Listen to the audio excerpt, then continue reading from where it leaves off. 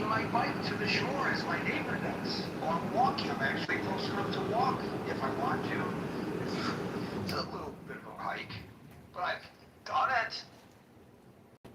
And ICE pulls up and says, "Papers, please." Boy, what does that remind us of? And I don't produce the papers. Can they just say, "Okay, come with me. We'll sort it out later"? What were they thinking? And again, this case, because of who she is getting national attention.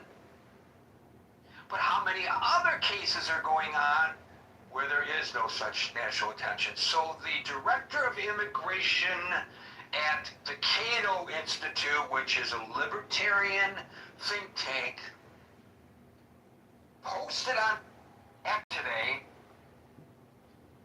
that there are internal checkpoints. We're not talking about within the 100-mile limit of the border. Internal checkpoints in the United States that they outsource to the various state police agencies, where people are stopped and checked for their immigration status. This means that you and I could be stopped and we could be questioned. Yeah, baby. And if they suspect that we are not in the country legally, they can detain us. This is, from my understanding of the law and the court decisions, not legal, but it's done anyways, apparently, according to the Cato Institute. But here we go. And the courts did rule in favor of some of the ICE operations. They were challenged for what they do at MacArthur Park in Los Angeles, because there are a lot of illegal immigrants that hang out at the park. And from my understanding, I've been in MacArthur Park. Haven't been there in years, but I have been in MacArthur Park. But as I understand, there are a lot of miscreants that hang out in MacArthur Park. But I think that's a LAPD issue. But at any rate, they'll come through MacArthur Park and they'll just round up everybody, bring them in, and then try to determine later whether they are immigrants or not. Illegal immigrants or not. Well, that's a fishing expedition. They're not allowed, according to court decisions, to make fishing expeditions, but in the case specifically of MacArthur Park, when it was challenged, the court ruled it is permissible. This is an erosion of freedoms, I believe, notwithstanding the fact that many people believe that our immigration policies were lax, and this is absolutely necessary for the betterment of the nation. Notwithstanding that, it means that you or I could be swept up. My ex-wife, she was born in the United States. She's Mexican. Anybody in her family, including my children who are half Mexican, theoretically could be picked up because they look like maybe they're not here legally. So, interestingly, as a result of what the Cato Institute tweeted out today, I went to their website to see if they had more on this issue. And as it turns out, they believe, this is the Cato libertarian viewpoint of it, that in the aggregate, all of this immigration stuff is positive for the nation. In the aggregate. Now, I know every time an illegal alien commits a heinous crime, it's a headline. And we are quick to say in my business, an illegal immigrant committed this heinous crime. We don't point out when a heinous crime is committed by a naturally born American citizen that a naturally born American citizen committed the crime. The argument being, well, yeah, that's true, but if the illegal immigrant hadn't come into the country in the first place, he wouldn't have committed the crime that he did that we're talking about today, and that's true. That's true. Anyways, according to Cato, and let's throw this out into the mix, asylum entries are down 99.9%. Student visas, family visas, and H-1B applications have all cratered. The Cato Institute concludes that the president's executive actions have blocked far more legal immigrants than illegal ones. And they say that the president's stated support for legal immigration does not match his policy record. They also talk here about the economic benefit of birthright citizenship, which of course is an important issue for us to consider today as well, given the Supreme Court decision.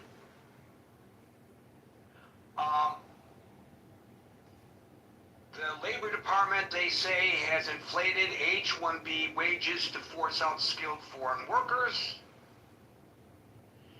It says that Department of Homeland Security has quit granting green cards almost entirely.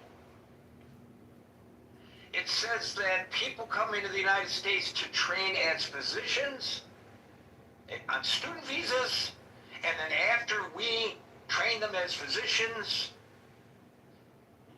the U.S. policy forces them to leave. This is not my argumentation. I'm just saying I stumbled across this as a result of the tweet that went out today by the Cato Institute. Whether you embrace their philosophy of libertarianism or not, they have a pretty good record of backing up their argumentation with facts. Now, in these cases, I have not gone back personally to vet out whether what they are stating on their website today is accurate or inaccurate, but I find it extremely interesting in the context of today's discussion, and that's why I present it to you. So with that, I will start calling people in the order which I see them on the stage, and I'm glad that the order begins with Marshall, who's right there in the McAllen area and knows the intimate details of this poor nun being held for 24 hours, even though she's legally a resident of the United States of America. Marshall. Hey, Jerry. Sad day. I don't think very many people knew that we had internal checkpoints. But we've had checkpoints at the two major highways. The two highways that run out of here are called 281 and 77. And they each have a internal checkpoint on them. And there has been arguments my entire life that says these things are a combination of both illegal and unconstitutional. I put more stock in the unconstitutional than the illegal, because I've never been able to find a piece of federal code that says it's illegal. The sister Letty Uja, I think that's how you say her name, as soon as she was detained and word went out, all three Valley Congress people, two Democrats and one Republican. The Democrats were Henry Cuellar and Vicente Gonzalez. Henry Cuellar represents District 28, Vicente Gonzalez represents District 34, and Monica del Cruz, who is the congresswoman I'm working for, represents Congressional District 15. All three went out of their way as soon as they heard to get her out. And the only thought I've had on this for the last couple of hours is, this is what happens when you run fast and break things. You catch people who shouldn't be caught in the first place. Instead of, what's the saying, Gary? You can have it fast, easy, or done right, but you have to choose between the two. I'm forgetting how that saying goes. But in order to administer this in the correct way, it needs to not be run fast and break things, which is what the administration is doing. And I'd be willing to bet you all the meager amount of money and possessions I have Ken Miller was the person who was responsible for this in terms of advice. Instead of Tom Homan, who under the Obama administration, under the Biden administration, was able to administer immigration services in a way where they did not result in nuns getting caught up who were American citizens, didn't result in religious people getting caught up who were American citizens. They did it slowly and they did it properly. They didn't do it fast. And I think one of the lessons we have to take away here is this is what happens when you do things fast and you run fast and break things. You end up catching people that shouldn't be caught up. And there is something seriously wrong with running fast and breaking things when it comes to actual people getting detained. Aside from the fact that she was a Catholic nun and a sister and deserved more than she got, this is how the administration has been acting. And I don't think there's another way to preface it or to say anything other than that the administration has decided that they would rather do things fast and do things effectively. They would not prefer to do them the right way. I'm not saying they don't do some things the right way, and I'm not saying, in a couple of cases they don't get them right. What I am saying is that when you run fast and break things, people like this sister are the folks that get caught up. And that's just not right. So I'll leave it there for people that have extra questions. If you'd like me to go through and read the statements from all three of the congressmen, I will. I just didn't figure you'd want me to read the press releases. So I'm just more giving my opinion than anything else. I know Sister Norma Pimentel, along with the congresswoman and two congressmen, were instrumental in getting the sister out of detention. But this is just wrong. I don't think there's another way to say it. It's just wrong. So, your comments there, Marshall, and I appreciate that input, lead me back to something that I said in the opening salvo, and that is, well, if it happened to her, we're hearing about it because of her stature in the community. How many other people is this kind of thing happening to? What is your sense? Happened to a bunch of money. Happened to three mariachis from Mac High, my high school. They got detained, and it took 2 or 3 weeks to get them out of detention. This has happened to at least 3 other Valley residents who are U.S. citizens or permanent residents. The only thing I can take away from this is, again, this is what happens when you run fast and break things. When the administration is more interested in shoveling out as many people as they possibly can, as quickly as they possibly can, you are going to wind up in a place where you make mistakes. And this, to say it in the politest form possible, was a mistake. I personally, it appears malicious to me. I often think the explanation for things getting screwed up is stupidity rather than maliciousness. But this seems malicious. To lock a nun up, along with the other people that have been locked up, the administration just does not seem to care about doing this the right way. They simply want to answer the campaign promise that people need to be gone. And if the majority of people in my party want them gone more than they want things done the right way, then they're not going to be critical of this because, oh well, she got caught up, but we have to get other people too. And I personally am in the camp of, you do it correctly. You don't just speed.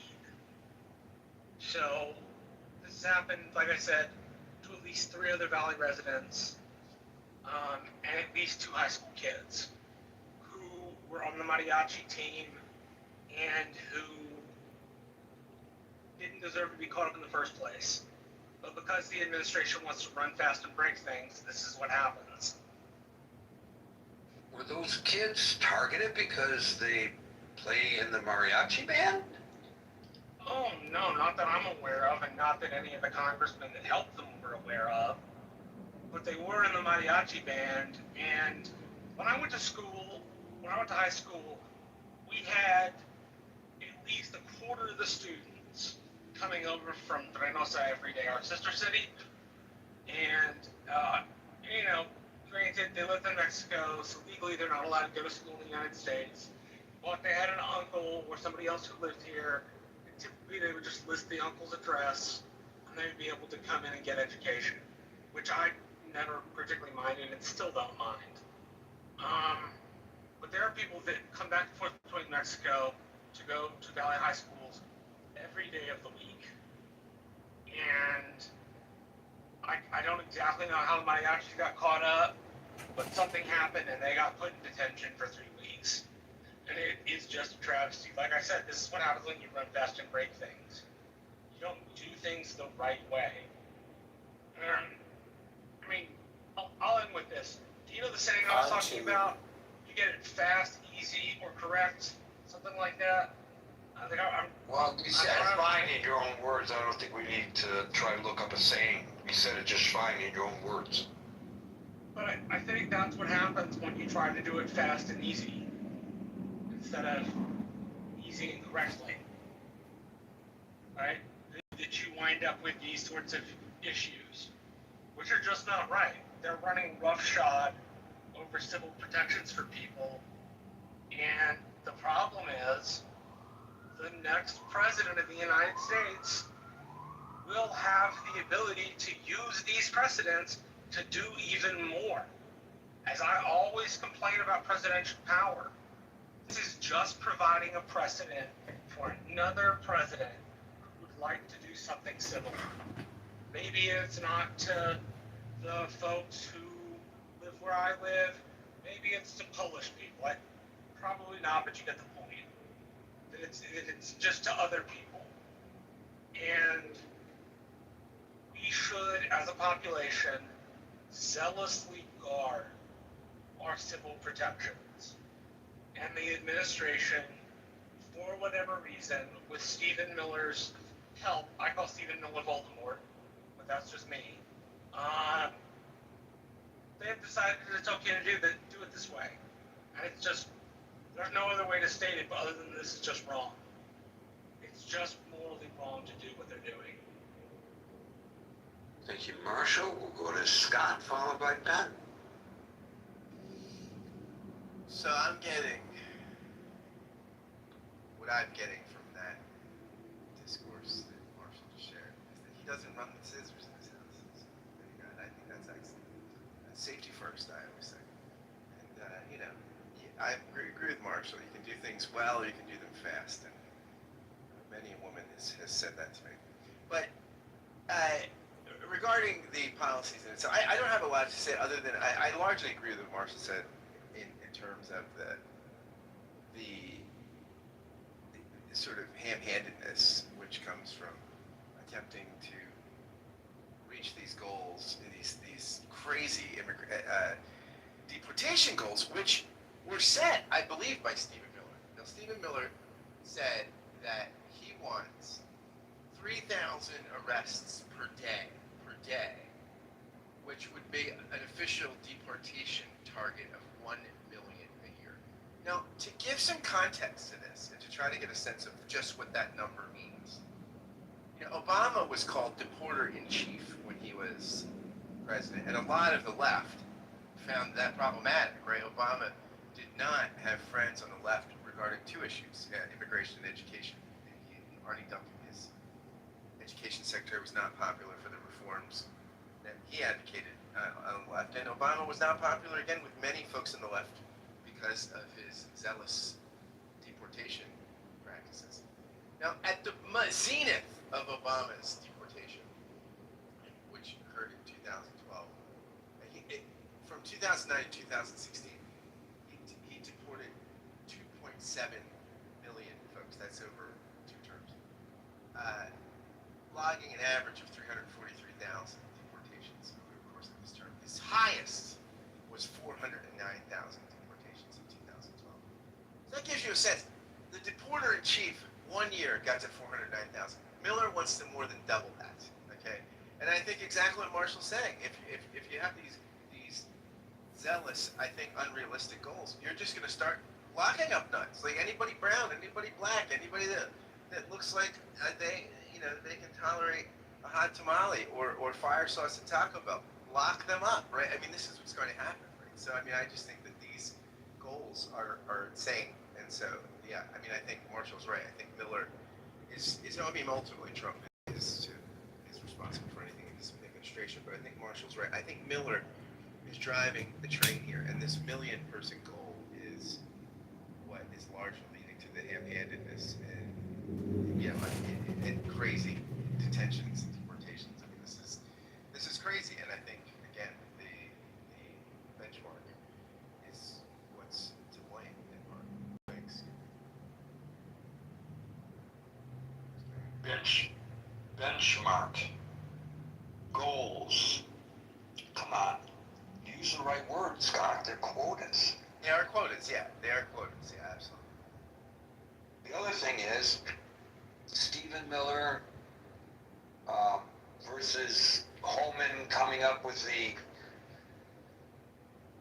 quotas and the methodology of filling them. That's fine to observe, but as Harry Truman said, the buck stops here. So isn't the president ultimately responsible for the policy, whether we agree with it or disagree with it? Yes, he is. 100%. He's absolutely responsible for it. I think Stephen Miller is motivated by it. Sorry to jump in, Scott, but Stephen Miller is absolutely the person who put this thing in motion, but Donald Trump is responsible for it. Yeah, we know with this president, one word from the president, people do what they tell him to do, even if he doesn't talk to them directly. Remember, he directed the former attorney general to do something via a social media post. This is a very unconventional presidency, but he certainly demands from his appointees that they do exactly what he tells them to do, whether they agree or disagree with that policy, and I guess that's his right and responsibility as President of the United States. But I just wanted to make it clear that, I know a lot of people want to make Stephen Miller public enemy number one, and he has great sway over the president, etc. But ultimately, as George W. Bush said, I'm the decider. And Donald Trump is the decider, right? Ben, followed by Brian. Gary, that was the understatement of the year. This is an unconventional presidency. Gary, Glenn's a little understated. Thank you very much. I just wanted to accommodate our British listeners. Ben, followed by Brent. Yeah, indeed, very unconventional, very much so. I think, we're talking about immigration today in this room. To start off, something fresh, the birthright citizenship case was just decided. And even though the majority of the court held that there is the Constitution provision, basically they did not overrule the previous case. And then allowed birthright citizenship, if you will. But I think the fact that that case even went up to the Supreme Court, where the constitutional wording really is very, very clear, and there's also not only there was a constitutional amendment to address that issue that derived from Dred Scott, as well as the plain reading of the textual, the words of the Constitution. A lot of the conservative justices should adhere to the originalism or even textualism. Still, this case, the Supreme Court decided to take this case. So I think that tells you that even in such a clear-cut case, where the plain language of the Constitution provides that this administration does not stop there. They still push further to accomplish their really political goal, which I consider is really anti-immigration. And that anti-immigration sentiment is like Gary, like you're saying, it's not just against so-called illegal aliens, or more specifically illegal violent aliens, but rather to legal immigration as well. And on that second point, a couple of days ago, there was another case that came down from the Supreme Court, where the court allowed the Border Control Agency to basically take away the green, so-called green card holders' rights to enter this country. Instead, they allowed the Border Control to parole these individuals, meaning that they would have to prove once again, even though they have a green card already, having gone through the whole process of obtaining a green card either by marriage or by work, but the Supreme Court allowed them to really go against, allow Border Control to detain them, to parole them into the U.S. and then start the removal proceeding if they decide that there's legal grounds, such as crime being committed by these individuals. And that is a very, very substantial departure from what the 8 U.S.C. I think Section 1101, that provision where Congress said we want to have these legal immigrants, the green card holders, to be presumed as resident, as admissible, only if there's exceptions that they have committed crime. And the Supreme Court basically said that, well, they need only to be charged as a crime. The conviction can come later after they have been detained or paroled into the U.S. at the Border Control. Meaning that at the moment that they entered back into the country, the Border Control agent can say, oh, you were charged with a crime, therefore you're considered as committing a crime, therefore I'm not going to allow you coming in as a sort of automatic admission into the U.S. I'm going to put you up to, I'm going to demote you into a category that just like any other aliens, you have to show that you're admissible into the U.S. Because maybe a couple years down the road, you may be convicted of the crime that you're being charged. So I think it's really very bizarre. It's really, I don't think there's any legal basis to make that type of decision. But the court did make that decision. So against legal immigration, this court has been really following the trend of being very hostile to illegal immigrants. Back to the so-called illegal immigration. Gary, remember you mentioned that Trump is merely doing what he promised during the campaign. Well, the promise he made in the campaign, which presumably voters agreed with, was to remove violent, criminal, illegal aliens. And from the past 2 years, the type of individuals that were removed, I think the numbers told us that the majority of the individuals, the illegal aliens, they were not violent at all. There were no crimes being alleged or let alone convicted. And this type of behavior of interrogating individuals to show their citizenship or immigration status, even though it may sound far-fetched, even though you may say, Gary, that we don't need to carry our IDs, I think actually with the way the ICE has been powered by the Supreme Court, yet by another case, the Los Angeles case, the case that you mentioned, they can literally use the so-called fall criteria to stop people and ask them to show their papers as in relevant to the immigration status. And some of those factors, Gary, is whether you speak one language, number one. Number two, whether based on your race or ethnicity, it's outright blatant racial profiling, which we all knew that the court did not allow police to do in terms of driving while black or driving while whatever. Driving while black. Now, driving while existing? You're allowed to do just that. And depending on where you hang out, if you hang out around Home Depot, like this particular nun, I don't think she was hanging out at Home Depot. Maybe that's not even a necessity anymore. So I think the danger is here. Even though some of us may think, hey, I'm blonde and black, I'm blonde and blue, no big deal. But what about other people who do not look like they are blonde and blue? God forbid, they look like Mexican, Gary. I don't know how your children look, but if they happen to, God forbid, speak Spanish, that could be one of the criteria. The ICE agents could actually say, hey, come, show me your immigration papers. And the reason I'm detaining you is because you speak a different language, specifically Spanish. So I think these are not just, happening to some small segment of the population, quote unquote, the violent illegal aliens, it's really impacting many other people. I would gladly concede that it may not impacting again a certain segment of population where they do look like they're not foreigners, but the U.S. is a country of immigrants.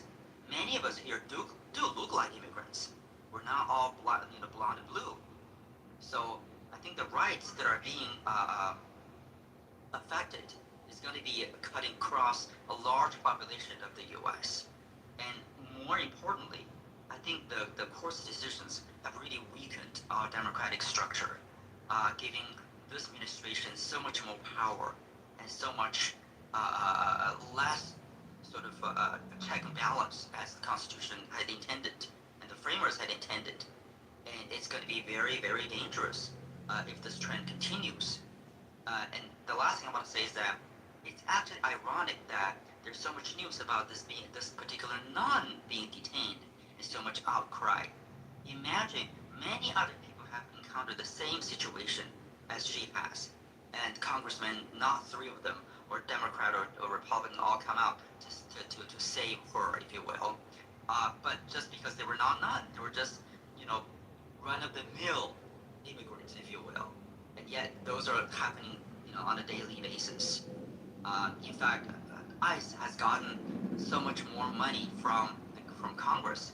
We're almost supporting it. All of us, our tax dollars are being used for ICE to allow ICE agents, some of them are not very well trained, to do these type of I consider really egregious and really threatening our structure type of a behavior. And I think this is something the trend is going to continue until really maybe a possibility is midterm election. There could be some change in Congress to somehow rein in this executive branch's wild behavior of targeting immigration. And again, one other thing I want to add is that you may think Marshall mentioned this on the fast and easy, maybe not the right way to do it. Well, actually, if it's fast and easy and accomplish a positive outcome, whether economically or politically, there still may be merit for those of us who support Trump or MAGA voters. But guess what? What ICE has been doing, it's not really helping the U.S. to begin with, because legalization is being impacted. There are, capable scientists, engineers, and nurses or doctors that are having a hard time coming to the U.S. to help build the economy, even at the lower, sort of less educated. No, it's not just help build the economy, but it's to take care of our aging population. Our aging population, depending on where you are, there's a good likelihood that somebody from India, somebody from the Philippines, or somebody from Haiti will be your primary care giver. Now, maybe in other parts of the nation, it's somebody from Latin America. I'm not that familiar. But the point is, these very, very tough jobs, taking care of people as we reach our golden years. A lot of Americans aren't willing, ready, and able to do that. So it's not. It's really a problem.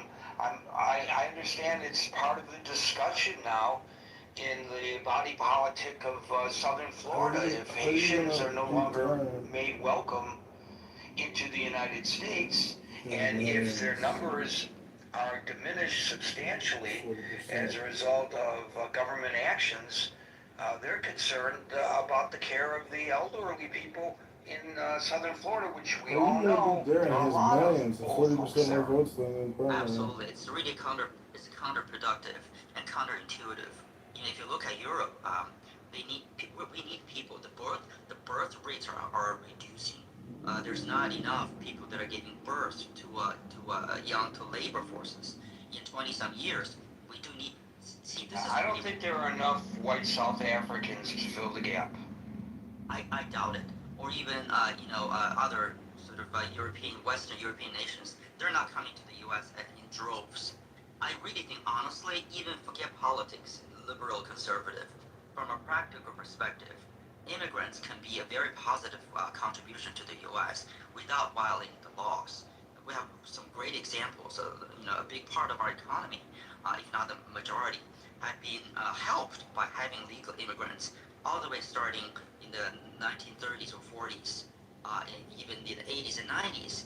So it's really to have such a attitude towards the immigrants, whether it's legal or illegal, birthright or not. I think it's really counterproductive.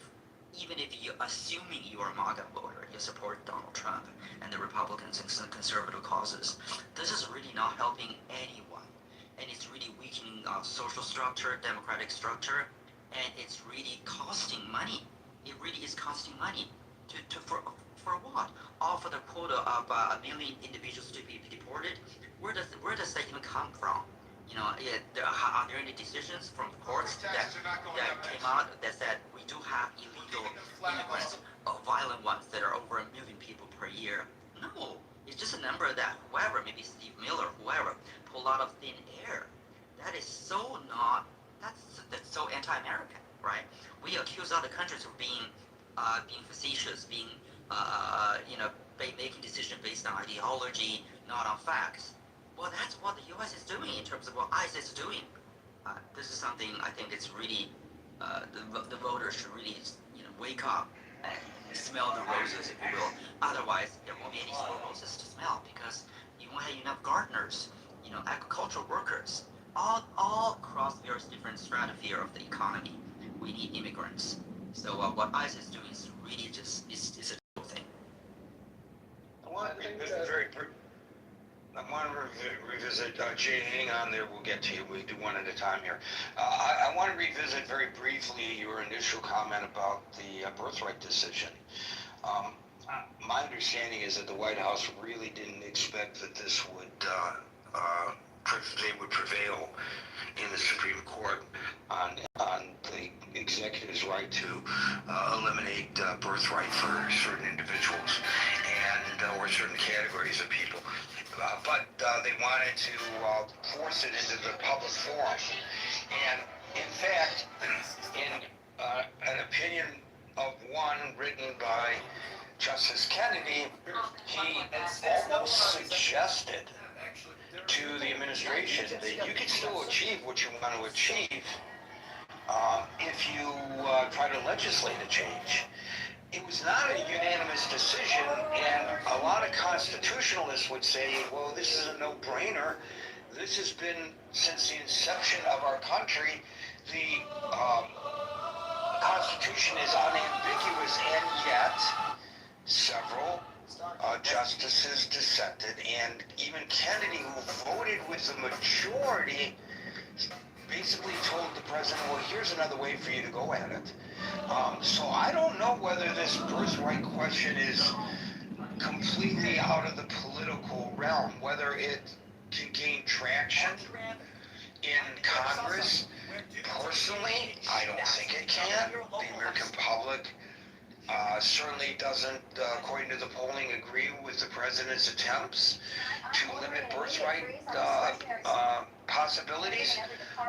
But there is a pathway that a justice apparently suggested to the executive branch today.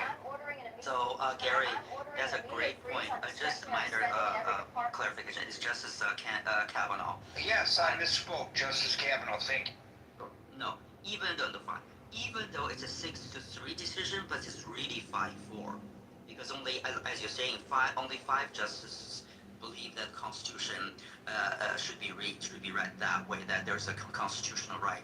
Kavanaugh did not think that, even though, as I said in the beginning, the constitutional language is very clear. But Kavanaugh, all people believed in the breathing, living Constitution, which was a criticism that conservatives lodged against the liberals in their constitutional interpretation. That they would ridicule the liberal justices to say, oh, Constitution is living and breathing, ha ha ha. But they would believe that Constitution should not be changed. It doesn't matter, it's until 2026. But because if the words are clear, the text is clear, originalism, textualism, we should read it that way. Evidently, Justice Kavanaugh is in the camp of the so-called former liberal justice legal theory, legal philosophy now. Be that as it may, I think it is very fragile. Again, as a 5-4 majority in terms of birthright citizenship, imagine if Trump has a chance to replace another Supreme Court justice. Let's say assuming one of the justices in the 5, whether it's the 3 quote unquote liberal one or just Chief Justice Roberts or Amy Coney Barrett, if they actually were to leave, then this case will be gone in terms of there will be new. This particular court is very much of an activist court.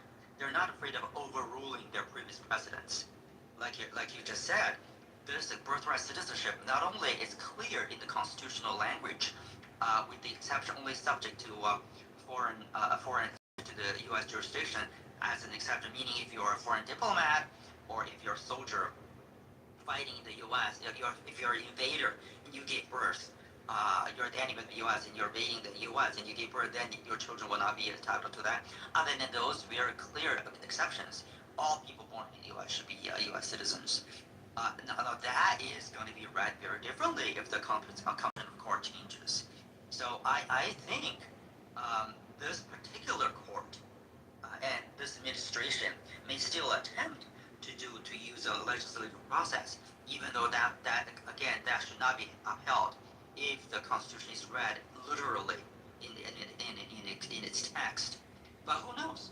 Maybe there's going to be enough congressional changes in the direction that's in favor of Trump. Maybe there will be a constitutional amendment, which again, that's fine. If the U.S. decides we're going to amend the Constitution to take away the birthright citizenship, do it. Just like what we did in terms of granting birthright citizenship in response to Dred Scott and the slavery scenario. But this should not be done via a constitution, via a legislative process.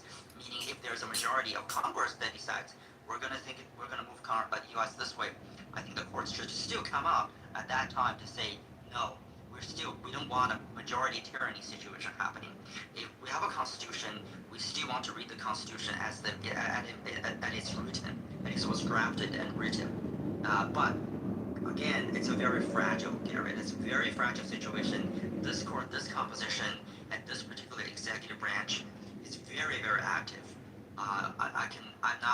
Trump already said something on Truth Social that he's not going to start that. And he even vetoed, by the way, this is off the point, but he even vetoed the housing bill that majority of Congress passed. So, it's not, we're still in this wild ride.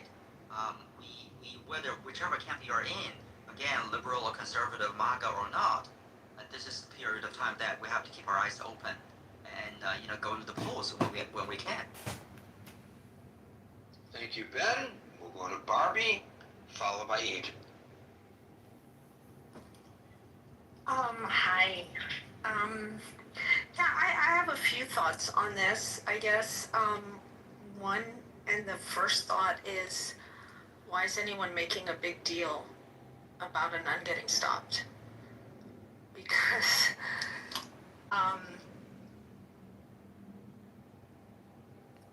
don't know if it boggles my mind that because why she's wearing a habit and she's elderly and she was walking just innocently and she is legal, except for the actual vestments. This has been happening for months now to literally thousands of people. And it just blows my mind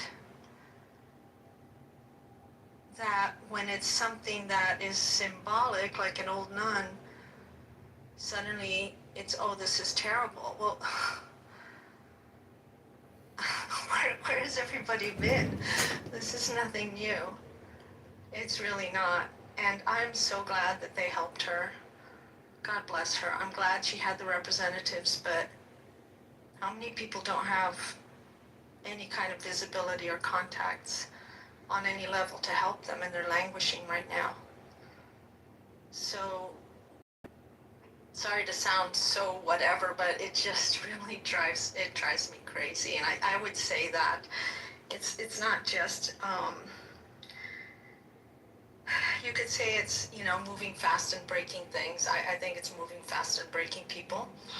Um, and so that is,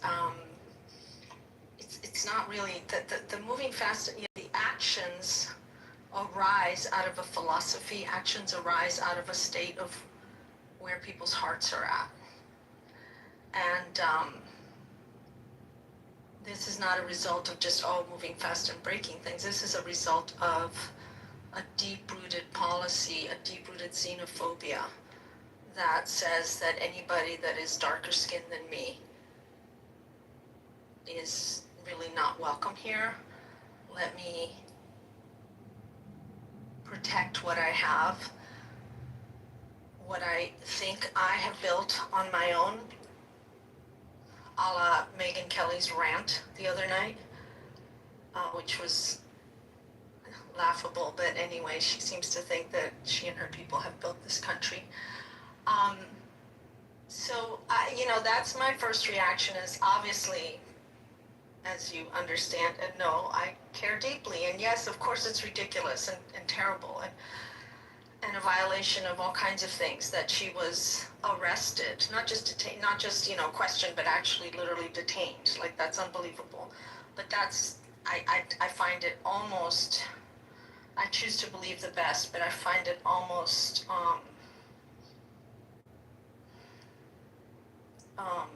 what's the word? It's definitely hypocritical. I don't know. It's just strange to me that there's outrage about this when this is happening every day, all the time. That's one point. And then, the part about our aging population and who is taking care of them, that is definitely a point, a very strong point, Gary, that you were mentioning. I know here in South Florida, the Haitian population is certainly very, very much a part of life here. And it is absolutely true. It was always, TPS was temporary. That's understood. But at the same time, if people have proven to integrate, people have proven to be earning a living honestly, they've proven to be adding quality of life to many, many elderly people here. I see them everywhere. We go to doctor's appointments and everywhere. You have very frequently Haitian caregivers going along with the elderly residents, and it's just services that they need, and they go with them, and they could give them rides and take them shopping or take them to the doctor, etc. So, it's that. And then the other thing somebody mentioned about population, and what's fascinating with that whole aspect, everything has tentacles and everything has repercussions, because yes, it's true, the U.S. population is not going to be able to keep up, but the kicker here is that what people want is they want more white babies, they don't want more brown babies, and they're very explicit about that. And what that's turning into, this is a whole separate subject, I'll only say one thing about it, what that's turning into is tremendous pressure on the white women married to these white men to be trad wives and to have as many babies as possible, quote, before you're even ready for it or before you can afford it, is what they're being told, and that's a direct quote. So it's funny, but there's so many repercussions from all of these strange and very xenophobic policies. And the very last thing I feel, I really have been, speaking of TPS and all of this, really devastatingly heartbroken over what's happening in Venezuela. And what is really especially heartbreaking, I know the US is sending aid, etc. These people that Trump has, I mean, if he went in and supposedly, had a bit of a coup to try and have better people in power, well, these people that are in power, it's being demonstrated, I'm seeing video after video of just how absolutely awful they are being. They're not able, the government in Venezuela is not helping in any way in the recovery efforts. In fact, there's video after video of the military actually looting some of these devastated places while civilians are standing next to them, yelling at them, and trying to dig with their bare hands their people out from under these buildings. And I have not heard one peep out of Trump or anybody, in any way reprimanding or saying anything against the government that he's supporting in Venezuela. I mean, it's the point where they're actually questioning regularly the topos. They're called it's a Spanish word for mole, which is these rescue teams that are highly experienced that come from Mexico and other places and are there as volunteers, literally making tunnels under the rubble. And you've got the military, supported by Trump, apparently, Delcy's people, literally asking them for their papers over and over again, like twice a day. The same people are being asked by the same guards for their, and they're told, well, that's what we're told we have to do. So that's, again, a result of our convenient interventionism. So we went in there and we did a few things, but it was all a lie. It was nothing to do with democracy or helping the people. So this immigration question is complex. It's complex and it has a lot of implications in a lot of areas. And I really, really, really would love people to have some integrity when it comes to this issue and be consistent with it. Because if someone's being beat up next door every single day and you know about it, but one day the person that gets beat up is an old nun and that's when you get mad, you've got to question yourself and your own standings. So, Sister Letty, as they call her first name's Letitia, but they call her Sister Letty, is 56. So I don't know whether 56 is considered old today. No, well, not to me, but I think to some of our younger people here that people do think that she's old. Well, okay, but to me, anybody under the age of 40 is a kid. Is that fair? I don't know. I'm right there with you, Gary. And so it's a question of perspective, and I understand that. As I pointed out in the opening salvo, the news cycle is such that there's so many things popping up that supplant things that were so important to us yesterday that they are forgotten today because another crisis is thrown in front of us. So we were all over Epstein, we were all over immigration, we were all over this, we were all over that. Lately it's been Iran. And now, as a result of this, we have opportunity, I guess, to focus on the immigration issue again. You're right, and as I pointed out, it's really interesting to me how most people will fall into categories based on their experiences.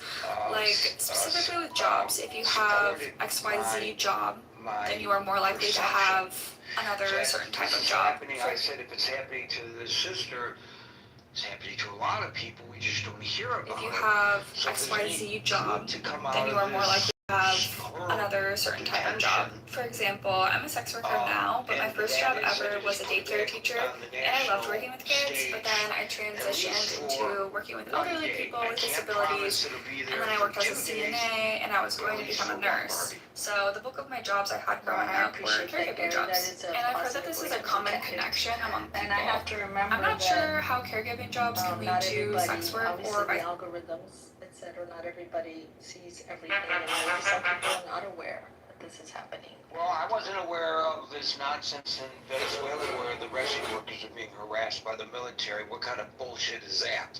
Not only that, let me tell you one other thing about Venezuela. I was about to sign up. Did I misspeak again? Did I not? No, you're 100% correct. Okay, I thought I misspoke. No, I just want to add one thing, just so you know, that the other thing that just today happened in Venezuela was that they have somebody down there created an app for those of us who are bilingual, fully able to translate, to be able to volunteer, even remotely, to translate for so many international workers that are there trying to help into Spanish and back and forth, right? So I had saved it. I went back to sign up for this. And when I went back, the notice was up that site had been taken down by the creator because what was happening was the government had somehow gotten a hold of the database and was now harassing the local Venezuelans that were also volunteering to interpret in these situations. because of being paranoid that there's spies infiltrating, et cetera, et cetera. So he literally had to shut the site down. Hey, So hey, now hey, let the people die. It's an unintended consequence to protect the homeland from the spies. Yep. Yep. Oh my, get your priorities straight here, Barbie. Let the people die so that we don't get any spies in Venezuela who are crawling on their hands and knees, digging through tunnels. What's the matter with these people running that government? Well, but according to Trump, they're doing a great job. I mean, he just recently praised them, so. Okay, well then if the president says it, it must be true. Thank you. I stand admonished and corrected. Thank you, Barbie. Agent followed by... Yeah, it's interesting. I'll try to build off what a previous speaker was saying regarding, let's take a look at the nun incident. Let's take a look at Venezuela. It's interesting. I just looked up, and 150 million U.S. This administration, this evil, corrupt administration, gave $150 million to faith-based charities, including the Catholic Church, probably very strongly including the Catholic Church. I don't have the exact numbers for you. It's Catholic charities, which is a wing of the Catholic Church, but it's right. All Catholic charities. It's one of them, yeah. I know it is a collection of faith-based relief organizations got the $150 million, and then a lot more was, there's teams from Fairfax, at least 150 trained rescuers, dogs, etc. So $300 million total was sent by the administration to try to relieve the situation, I guess, or help rescue people under rubble and so forth in Venezuela by the deeply corrupt Trump administration, who, yes, at the same time, I guess, one of, I'm not sure how many ICE agents were involved, some of these federal officers who arrested a nun. We can assume, I'm assuming that it was completely unjustified and in error, at least from a legal standpoint. And, she'll be able to sue, I hope, and get some recompense for the damages of being falsely arrested. But, as far as like attacking the church and all these things, I mean, I think it's sort of a mixed bag, we could say, this week. And they're certainly leaning heavily and putting significant financial resources, government resources, through the church to help the people of Venezuela in this last week. Yeah, as far as like but if you zoom out, just let's talk about the immigration. I think that there's a clear mandate. First of all, there are laws written that you're not allowed, there's a series of laws, various laws that you're not allowed to be in the country without some form of documentation, right? A visa, a granting of amnesty that has not been canceled, or citizenship, a green card, various things. And I'm sure that officers empowered or directed to force these laws make mistakes sometimes, and I think this is a problem. And this shouldn't happen. We should reduce Agent, it's Title A, Section 1325, which is what you're looking for. Thanks. I didn't have that memorized. That's really good.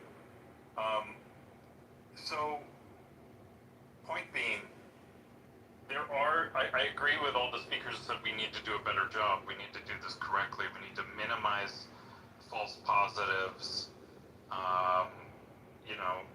minimize false negatives as well. We need to get everyone we arrest needs to be, basically, if you're setting out to enforce the law, then you should aim to get 100% of the criminals or people in violation detained and deported or processed, let's say, in as orderly and humane and efficient a process as possible. And you should have no mistakes, no false positives, no people arrested or even spoken to who are not in violation, if you can achieve that. There are different ways. I think there are companies like one of Peter Thiel's companies that he sponsored, Palantir, is probably helping with this. I know it's very expensive.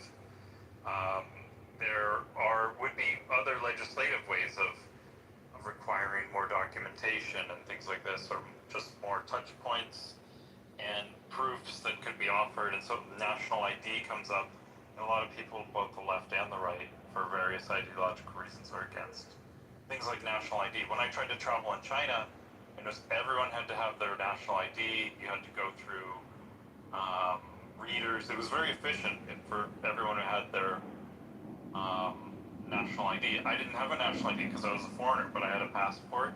There was no way I was going to be boarding a train or anything without a passport. And I'd have to go get it manually checked and so forth. They checked my visa status.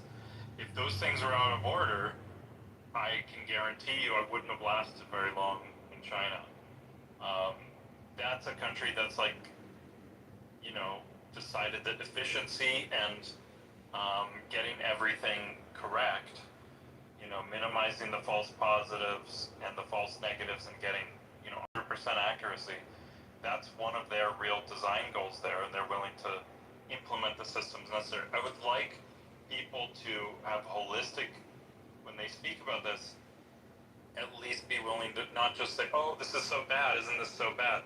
This is what Scott Adams used to call like a half opinion. It's like, okay, you really haven't thought about this whole thing from start to finish, and like, is your goal to just destroy the system and tear it down and make it non-functional? Do you want to live in a third worldist kind of way that things are just, that actually corruption is the system? Or do you want to design things efficiently and properly so that everything works smoothly and correctly? And I just tend to not hear that with the people who focus on the emotional, things of, oh, this person got, I agree, it's like, it's pretty sloppy. It doesn't look good. I think it's a disgrace, if I'm honest. But I think we should really talk about systemic ways we can make things work properly. Thank you. We have a problem in our nation is when we identify a problem, which of course people know exists until the enemies of the state, meaning reporters, bring it out into light, and then suddenly it's gotten the attention of the government that we try to fix the problem without looking at the unintended consequences, or they don't care about the unintended consequences. They're only perhaps caring about the political capital that they will gain by quickly addressing this problem, and now vote for me and I will set you free. That's how it works.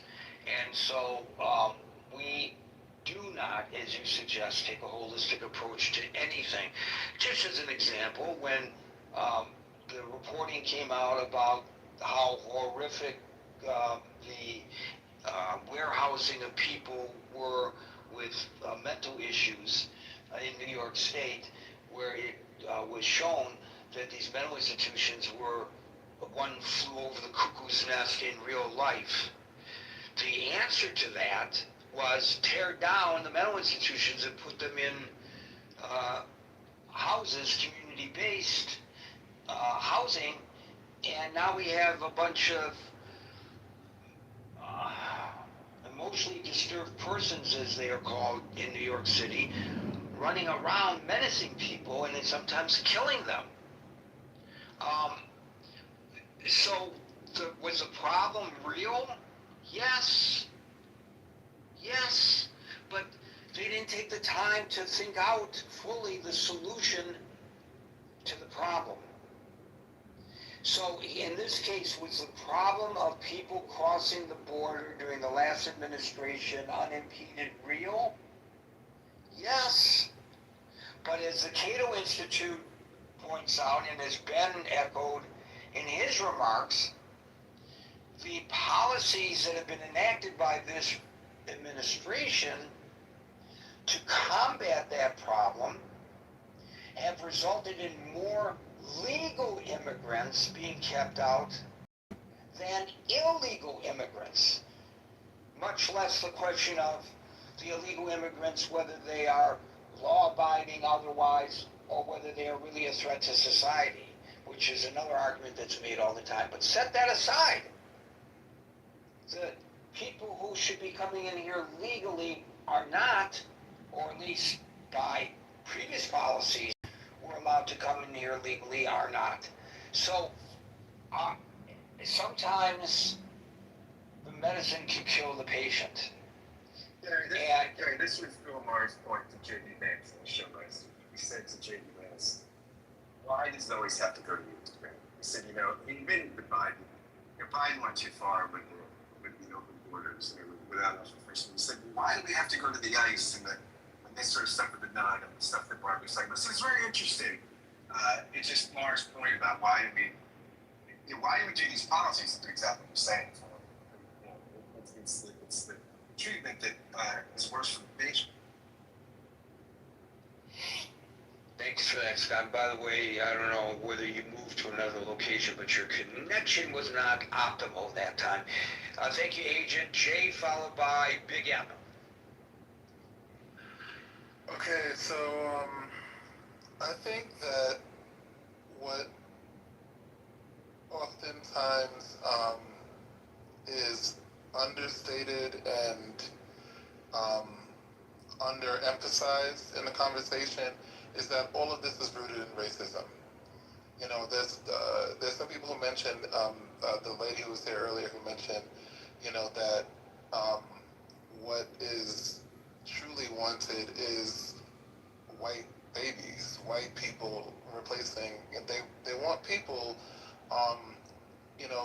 We need people in order for the country to run, but we only want to utilize or tolerate rather people who certain people deem as less than, really due to their own delusion and hatred, which really is a mental illness. It's funny because they talk about the LGBT community as having mental illnesses when really racism is a mental illness, because the idea of you thinking, or anyone, not you, anyone in this room, but I'm just saying, the idea for anyone to think that they're better than anyone simply because of the color of their skin, their ethnicity or anything is absolutely insane. It's a mental illness.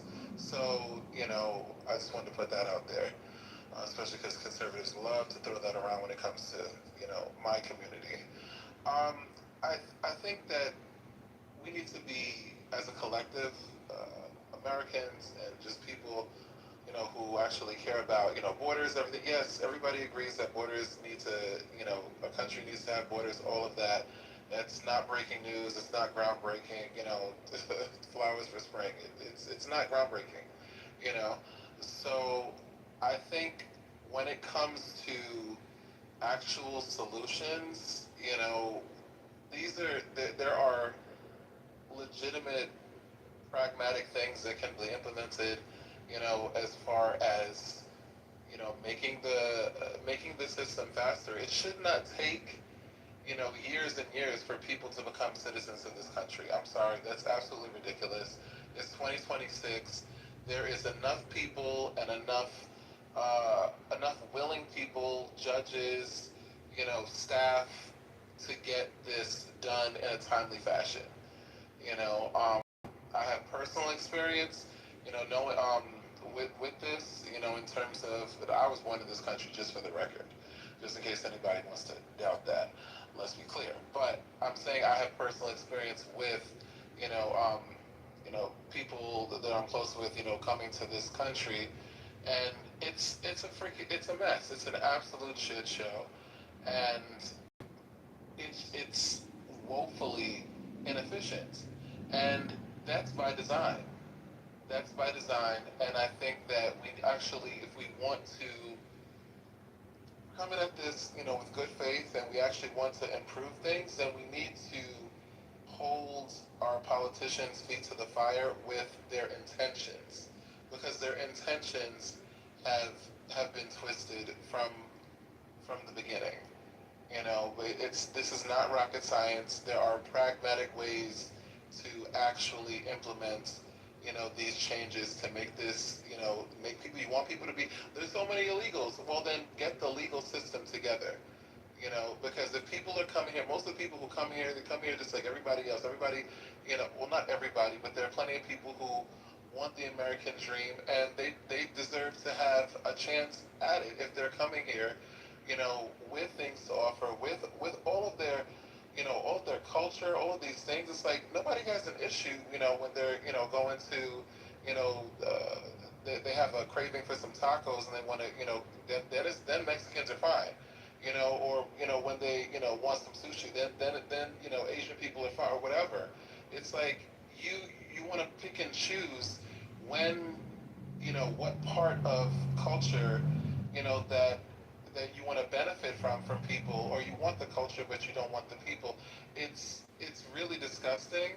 It comes from a place of hate and discrimination, and that is the root of everything surrounding this. So I think people need to check themselves, and check their hearts, and have honest conversations with themselves. Because I'm like, I can't help you with that. Immigrants can't help you with that.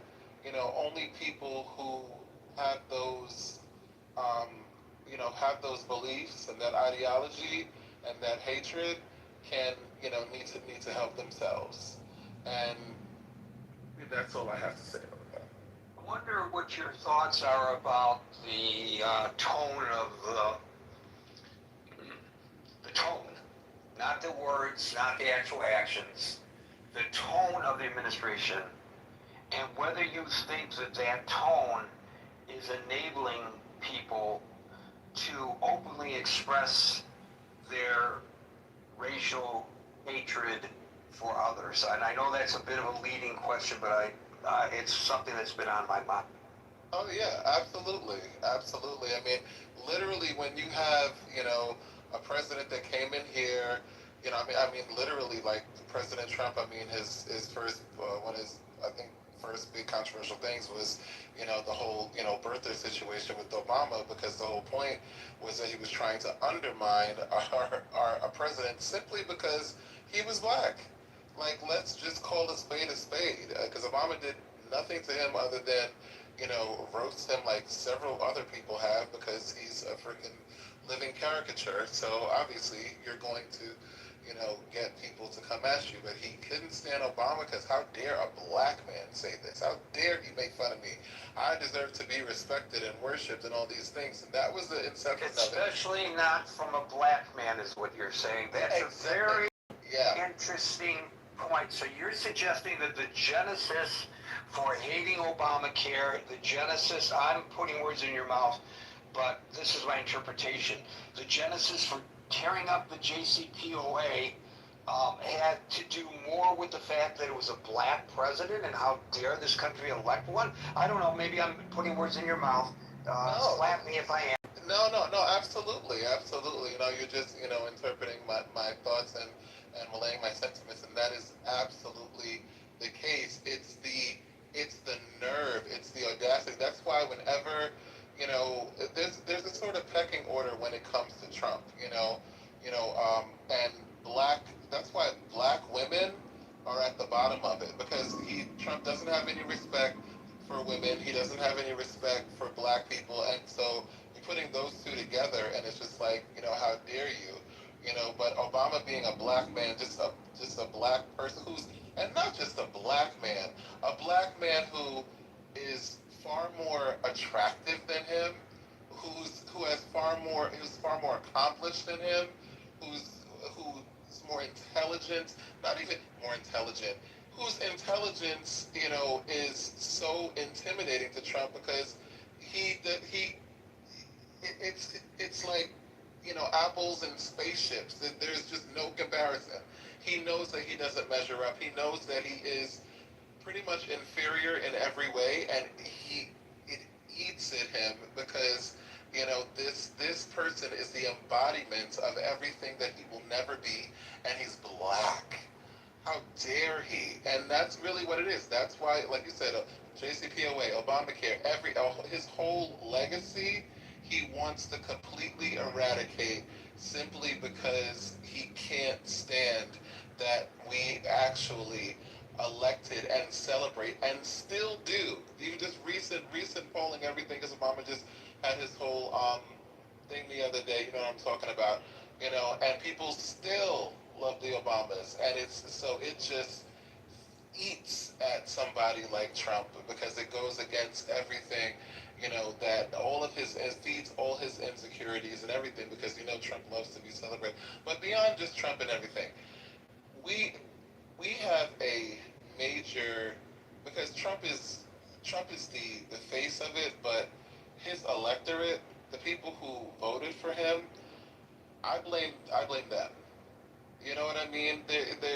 There's always been race. There's always been people, but the fact that people actually got out and went to go vote for this disgusting person who represents all of these disgusting things and is pushing this racist, xenophobic, you know, just bigoted agenda across the board that is crushing not even just all of them, but it's crushing you. People are willing to spite themselves just to hold on to this idea of, you know, what they feel like, this romanticized idea of, you know, the good old days, you know, when white people were here and when we were celebrated just for being white. I could be average and mediocre and not have anything to offer, but I'm better than you because I'm white. That's really the sentiment that a lot of those people have. And it's unfortunate because it's not every white person, of course. I just have to say that. I'm like, listen, I love everybody. I love white people. I love everybody. But for those white supremacist type of people, who I think represents a large part of Trump supporters, that is what they believe. That's why, and to what you said about the rhetoric, yeah, that's why, you know, when he stuff like, you know, Mexicans are racist or criminals, you know, they're poisoning the blood of the nation. They're what do you call it? Haitians are shit from shithole countries. Somalians are, you know, eating cats and dogs. All the shit that he says, it is, they love that. He says that because he knows his base loves it, and he's speaking to them. He wants them to know, I got you, and I'm going to continue this. Why do you think all of the ICE raids and stuff were filmed? Like, that was not a coincidence. It was filmed from the beginning because he wanted to display, you know, these white, uh, rage-filled men, going and, you know, grabbing people of color and completely mistreating them, and to the point of, and you know what the icing on the cake was for me, just to let you know how deeply mental and disturbing this is, was the killing of Alex Preddy. Like, you're willing to literally, the kill, and Renee Good. It's like you're willing to shoot and kill white people just to preserve this hatred for everybody else. Well, it's not as if he's ordered the museums and the national monuments and the parks and all of that to remove any references to slavery. So, Yeah. you know, I have no idea what you're talking. Wait, excuse me. What? And What? then wants to, and then Are you wants kidding to, me? yes, and then he wants to, you know, like completely, we really decimated the Department of Education. You want to change, like, this revisionist history thing that he wants to, like, completely eradicate any, you know, mention of what actually occurred when it comes to slavery and the ills of this country. And it's really, honestly, it's, it's actually kind of just pathetic, and it would actually be just funny if it wasn't so impactful.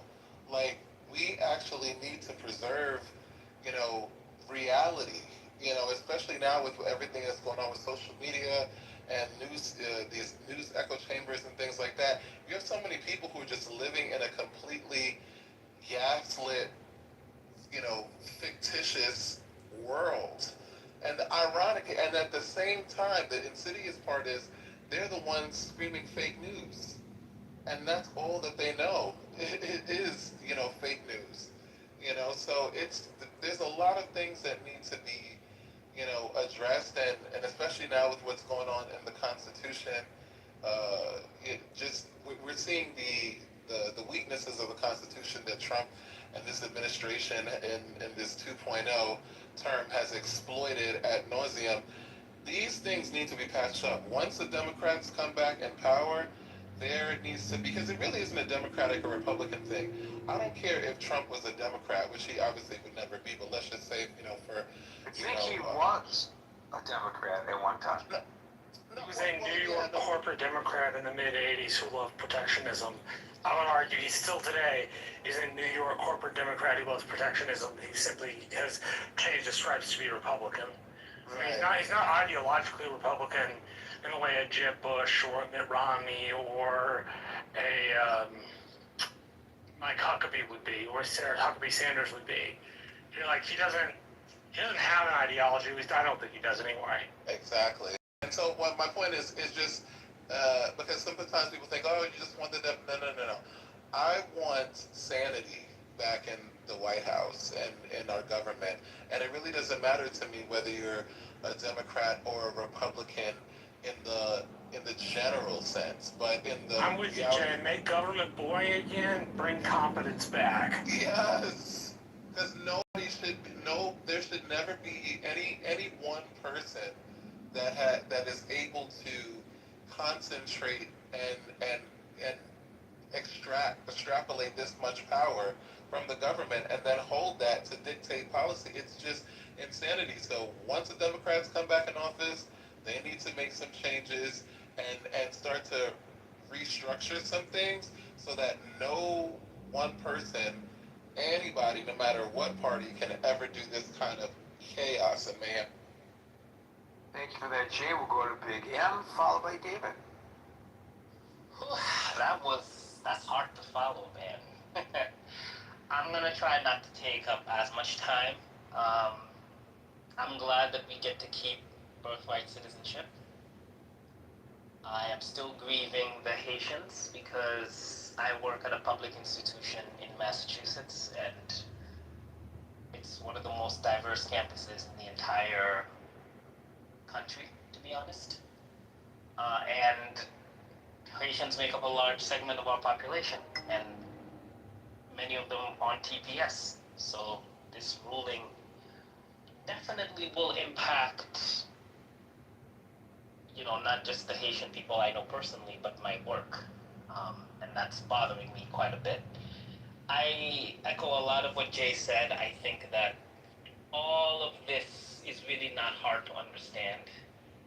President Obama and his minions, President Trump and all the people that he surrounded himself with and all the policies he's trying to build is to destroy America in such a way that no Obama can ever emerge. No, highly educated, successful, wealthy, well-spoken, handsome, tall individual who ascends to the presidency can ever happen.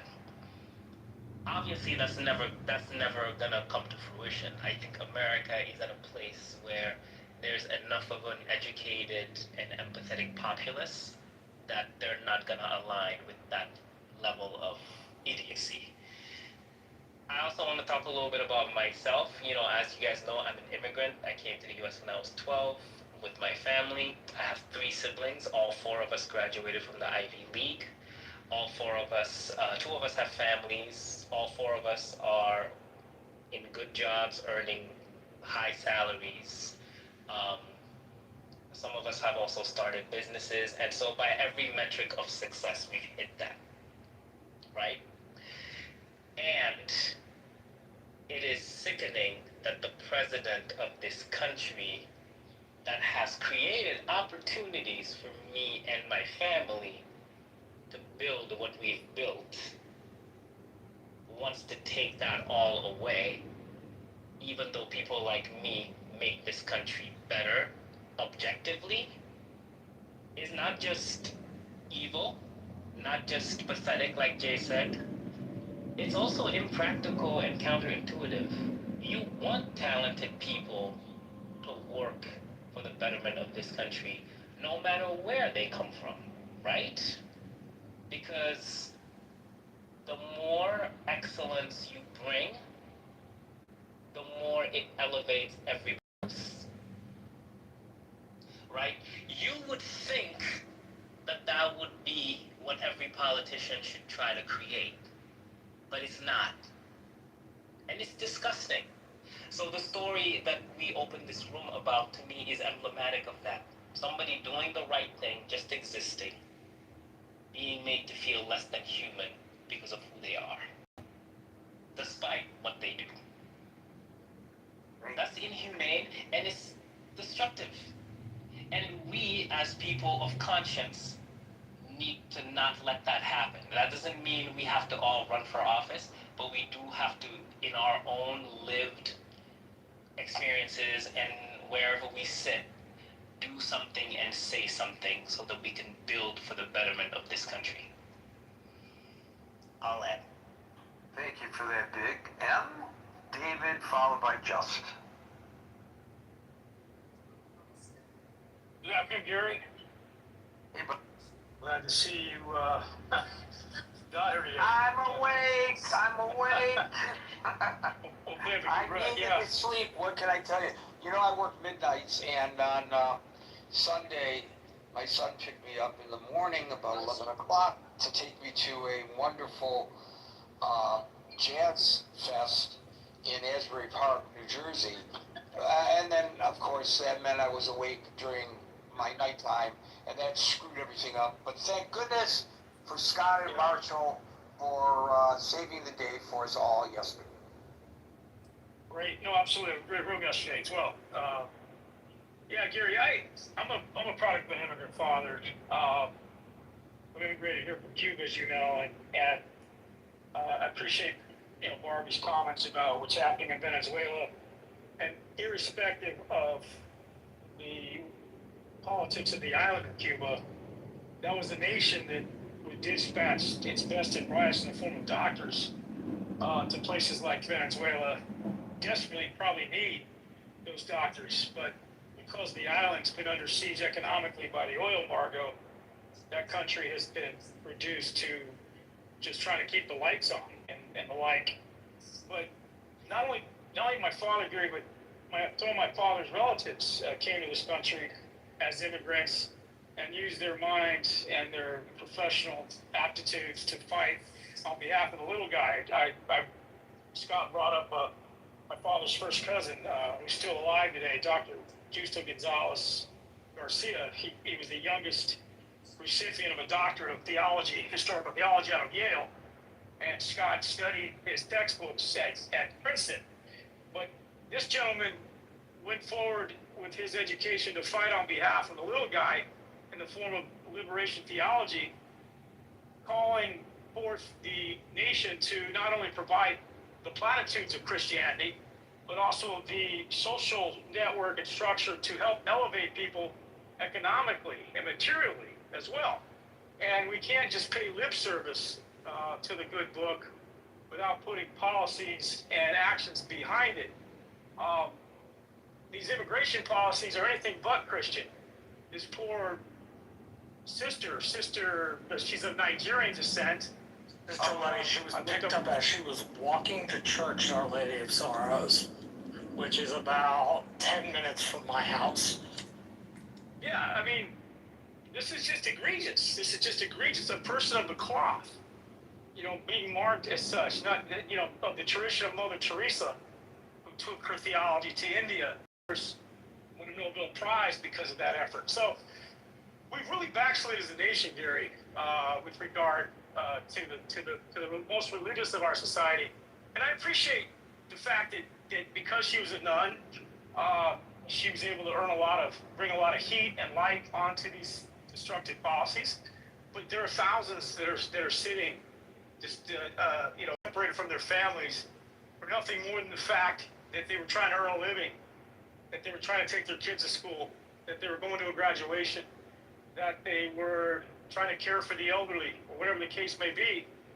And instead of remedying our horrible immigration policies and finding a way to keep these people, the least of these that the good book talks about, We've instead erected a Gestapo-like organization to rain down on these people. And Gary, I hope to God that there's not a rabbi, a black or brown rabbi, that's wrapped up in this at some point. But I hope that the Jewish lobby would vociferously come out and defend those folks as well.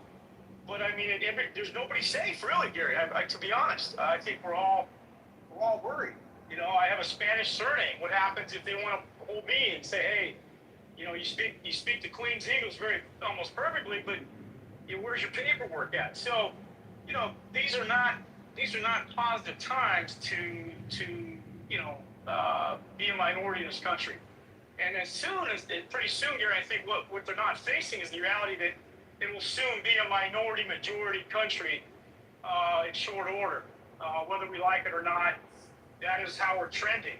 And America has got to wake up to this reality. And to be honest, Gary, I think it's just fear. It's xenophobia. This nation has never had the ability to share in its spoils.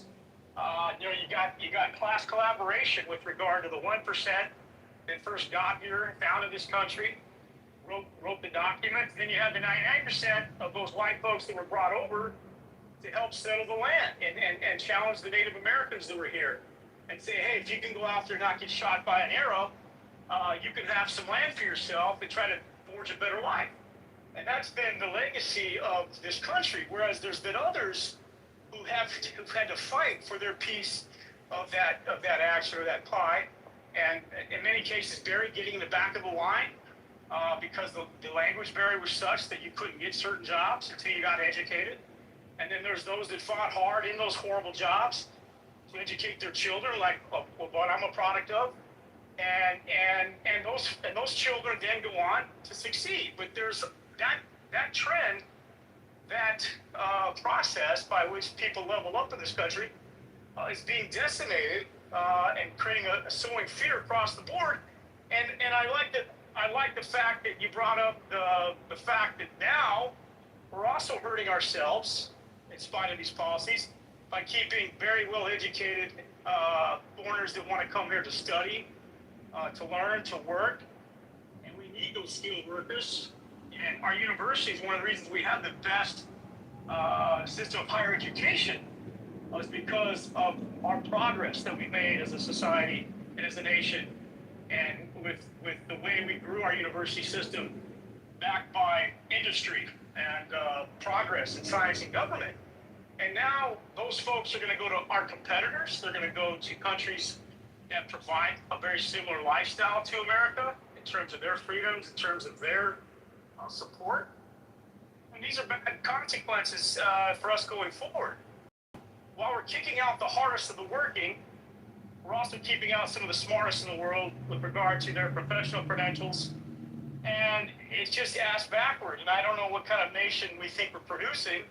And you know, I shudder, Gary, to think that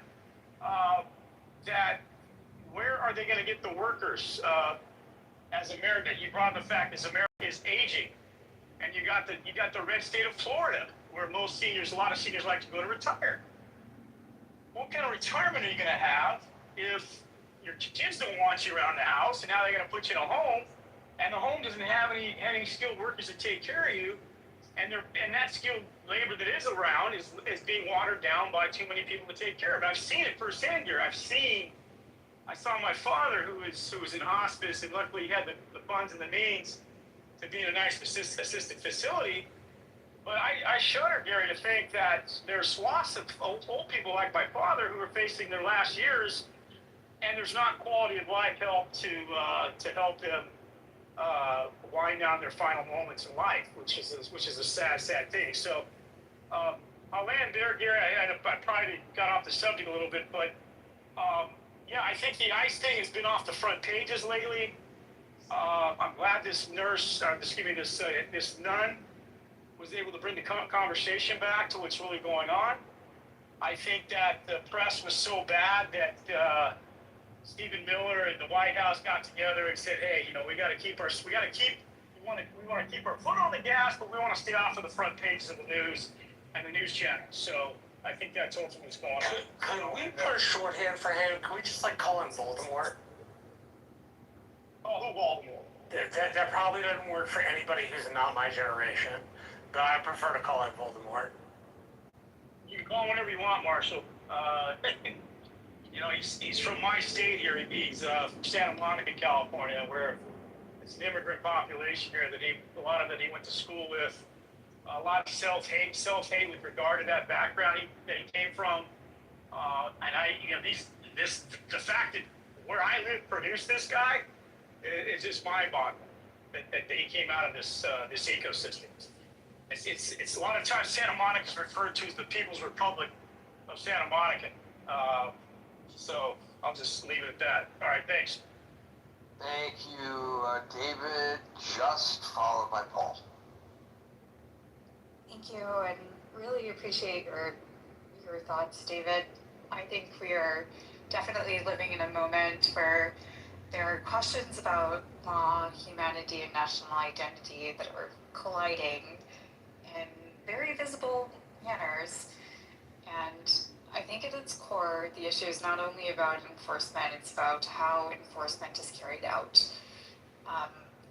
For example, Nicolas Maduro, who was detained by the US government, actually negotiated the release of 252 Venezuelans that were being illicitly held in the El Salvadorian government facility.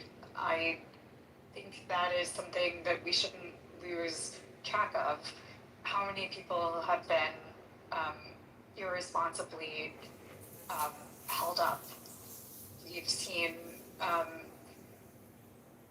gals from Canada who had like legitimate visas that were imprisoned in Texas. So I think our ICE officers have definitely done injustice.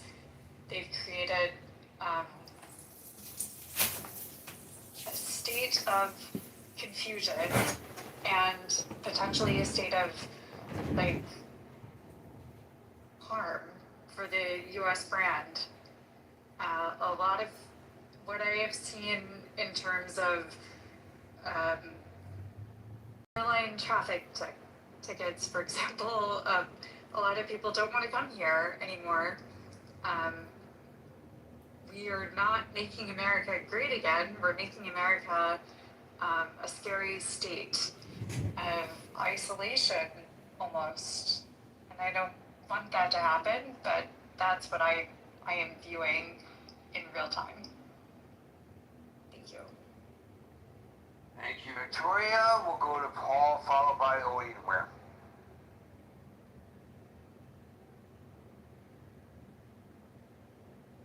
Paul. Edenware, followed by Ben.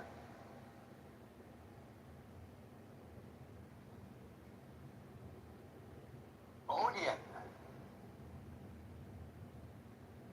Ben.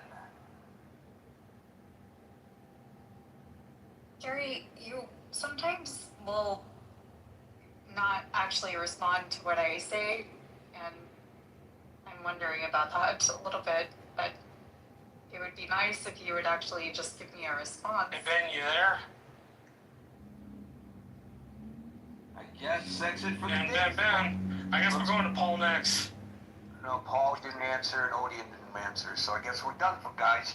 Folks, we're here Monday through Friday from 5 p.m. New York time, so until 5 p.m. New York time tomorrow. For the next edition of the Critical Thinking Forum, everybody be safe, be well, and peace out.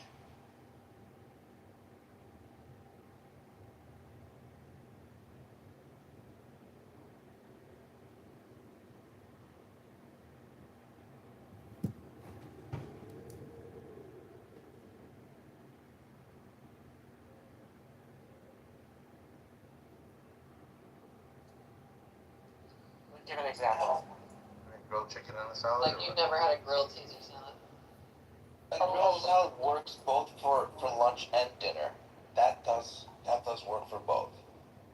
So Liberty, you're talking about they actually grill the pieces of romaine? Yeah. Okay.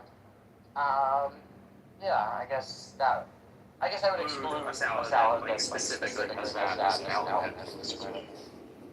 Actually, that sounds pretty good, actually. It is good. Yeah, it is good.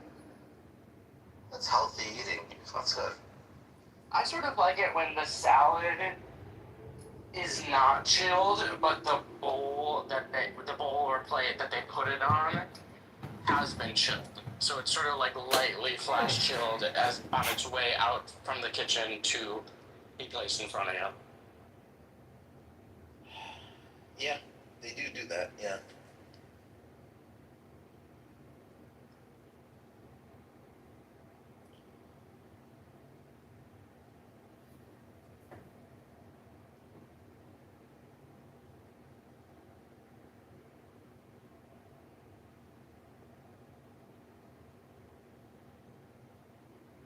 In my mind, I don't know if this is actually the case, but in my mind, it's sort of similar to. I'm thinking about the production of iced coffee. There are many different ways to make iced coffee. I think almost all of them cold brew process, with the exception that you can do a really good hot brew concentrate that is flash chilled. And that's an arduous process because you need to have like ice elements that are significantly below freezing. Like, freezing is 32 degrees Fahrenheit, whatever. Oh. Like it's like, triple digit points. Well, it's like like dry below ice. that. Yeah, you Not really... quite dry ice, but like the coldest ice you can get that's not dry ice. And you sort of like flash chill it so it's like instantly super frozen and like dilutes the ice and the concentrate, and it creates like a really Right, you're getting into autism. That's autism level stuff. Well, that's how I feel about my coffee. People who come to this room know. Only very few people know about that. Very, very few people know about that. Oh, you guys are lucky and privileged because now you do, because of my esoteric knowledge of coffee. Yeah, no, I knew about it. Okay, you decided that. I think because I lived in Colombia. Cold brew is cold brew is great and easy, and anyone who has the tiniest inclination to make iced coffee at home could learn how to make a great batch of cold brew that's pretty full brew. I will tell you the best coffee is really the Colombian coffee. Yeah. I kind of agree with that. I know it's very famous, but yeah, I agree with it. In Colombia, I have to clarify. The Colombian coffee, you need to drink it in Colombia, because the stuff they send out, it just doesn't taste like the stuff that back in Colombia when you have it. I mean, Colombia is one of the largest producers of coffee in the world. Most of it is commodity grade coffee. That's absolute garbage. I think Vietnam actually produces more coffee than there definitely are some like cherished micro lots of coffee that come out of Colombia. Most of that does not say in Colombia, although more of it will. I will give Vietnam something. Iced coffee. Their iced coffee is fantastic. Yeah, it's pretty good, but all of their coffee is Robusta bean coffee. They don't do any Arabica there. Robusta beans are much more forgiving as far as their growing environment. The Arabica beans need a much more particular, precise growing environment to yield any crop at all.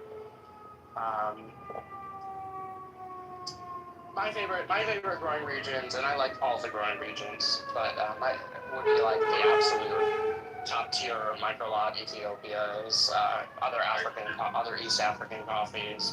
Ethiopia, you're a good chef. It's really good. Yes. Ethiopia is what's it called? Simba. It's SIM something. Yes. But that's very good. Yeah, my taste buds are coming back, so I like the discussion. Yeah, Ethiopian coffee, it's just a different flavor to it. Well, it's extremely complex, isn't it? Well, yeah, it is sophisticated. It is. It's not mainstream America type of coffee. I just don't see it getting to that level. Can I litmus test your general coffee knowledge since you immediately qualified yourself as being an expert? No, not an expert, but I traveled different countries, tasted different coffees. You told me I was autistic about coffee, and I said, and then you said, well, so am I. So I thought you were... When you get to the different brewing techniques and levels, And did they do these That's pretty distillation rudimentary brewing techniques. It's not just brewing techniques, it's roasting techniques. Oh, and the roasting. Right. But can I still litmus test you or no? Yeah, that's all I know. Oh, okay. Oh, easy. Never mind then. You could litmus test me since I used to be vice president of a coffee company. Okay, what is the probably single most pertinent, unique fact about Ethiopia as a coffee growing region? I failed the test, I don't know. Ethiopia is the mother place of coffee. It's the only place in the world where coffee grows wild and indigenous. Everywhere else that grows coffee, it was to trace the coffee beans lineage, the coffee plant's lineage back to Ethiopia. Good to know. I did not know that. Okay, Joe, do you prefer the Colombian coffee or the Ethiopian coffee? I like them both. I think they're really different. Again, it comes down to the roasting of it. If you do a nice medium roast of both of them, and I drink my coffee neat, I don't drink milk or sugar or anything. How are you gonna beat Darren? He's millions, 40% more votes than Bremer. Better for the Ethiopian only because the Ethiopian is more consistent. There's a lot more variety coming out of Colombia. Shoot. Wow. You edged it out to the Ethiopian coffee over the Colombian. Interesting. I did.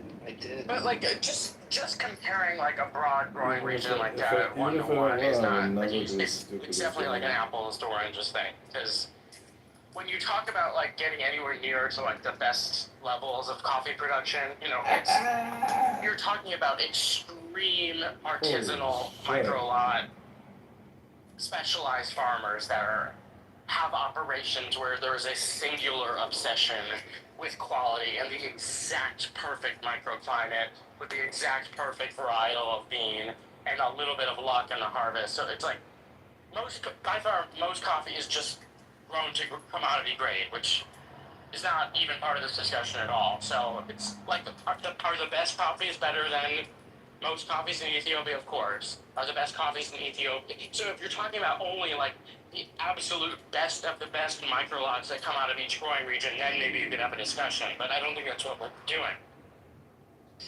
Well, okay, one side question, Joe. I was going to buy a few coffee farms in Colombia just because I like the country and I like coffee.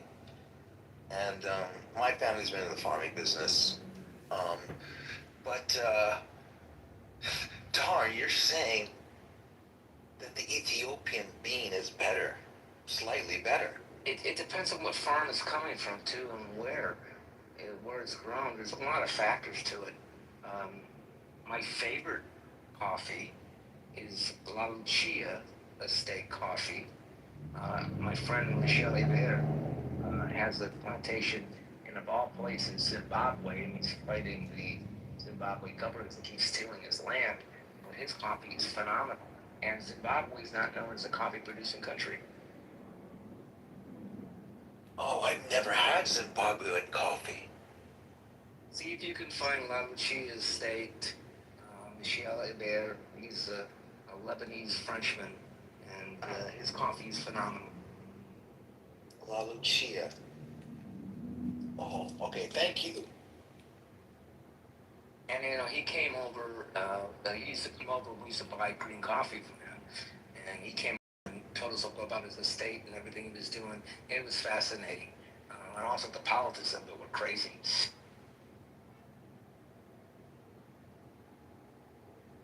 It's on my list, thank you. I mean, I put it right up there with Jamaican Blue Mountain and Kona, and I think both of them are overrated. I think they're overrated. Yes. I think, you know, Kona is expensive because you got to pay you got to pay the bigger amount of money because it's a U.S. country, and Jamaican Blue Mountain, they just restrict where it's grown, so it's a supply and demand thing. Although they're very good coffee. Yes, yeah, the Jamaican one was rather nice.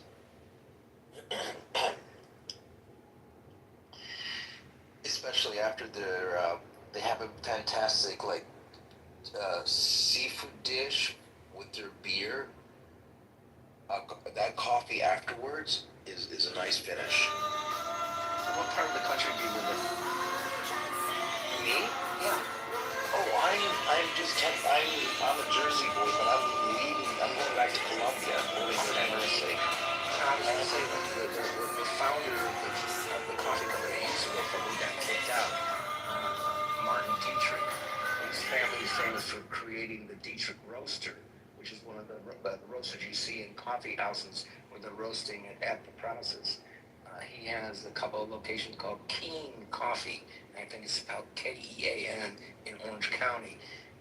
What Martin does is just crazy good in the way he produces his espresso drinks.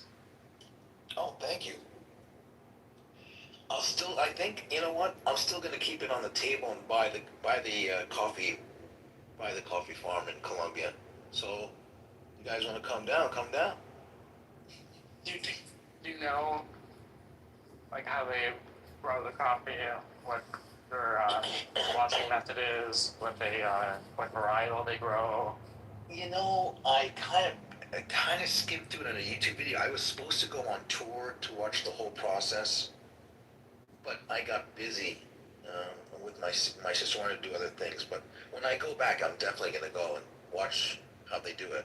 Call Martin up on the phone. He's in his coffee houses, and both sides of his family owned coffee plantation company, which are farms in Guatemala, and so he grew up there, and so he knows about the actual growing part too. He'll pick up the phone and he'll talk to you. He would just love it. When I was at one of the coffee shops, the owner of the coffee shop was also the owner of the coffee farm. So he would bring out all the different types of beans he had, and we would smell the beans, and it was incredible to meet the farmer himself. And he was just telling me about the business, what it's like. Oh, I cleared out the room. Well, you know what? The three of us are interested in coffee, so I don't. I know. I just love coffee. I love it. It ended up us three because we're a little bit on the spectrum for coffee. Oops. It's okay. People spend a lot of time in here talking about stuff that they like. If they could only really taste the differences of the coffees. If they could only just know, like.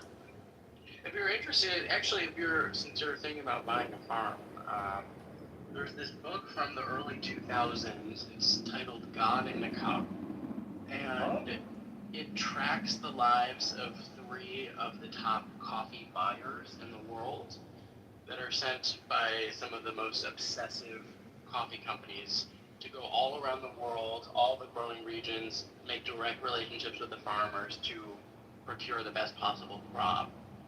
And it, tracks their adventures and meeting people in tiny rural villages who, where there's no language barrier, and how they have this singular focus on quality crop. And then it also specifically goes into the history of this one bean where it's actually a coffee farm in Boquete, Panama. It's a tiny little micro region high in the mountains in Panama. And it was this hobby project farm that was purchased by a former Bank of America CEO. He wanted to retire to be a coffee farmer and singularly obsess with producing the best coffee in the world. So it's this cherished varietal grown in the storied microclimate, and it produces this coffee that is only sold at auction once a year, and it's sold to all of these coffee roasters around, mostly, it used to be all like North America and Japan. Now it's expanded a little bit, where they just bid on the different lots, and, because there's only so much, and it's among the best coffee in the world. And when I was in my early 20s, I worked at this super high-end coffee shop with a singular obsession for quality in this regard, and we used to sell that for $20 a cup back then. You know, it's in the early 2000s. So you were in the Matrix. We didn't hear when you set up the coffee. We heard $20 a cup. We didn't hear anything before that. Oh, so this coffee that sold at auction by this man who's the former Bank of America CEO, who has like the perfect coffee microclimate and the perfect varietal. It's sold at auction to all these different roasters around the world. The company I worked for at the time, we sold it in a cafe for $20 a cup, and this was in early 2000s. Oh my gosh! Fucking Pozitos is gonna win. And it's incredible. Like, so anyway, the title of this book that I was talking about earlier comes from this coffee in particular. One of these people who's among the best coffee buyers in the world. What's the name of the book again? God in a Cup. And, God in a Cup.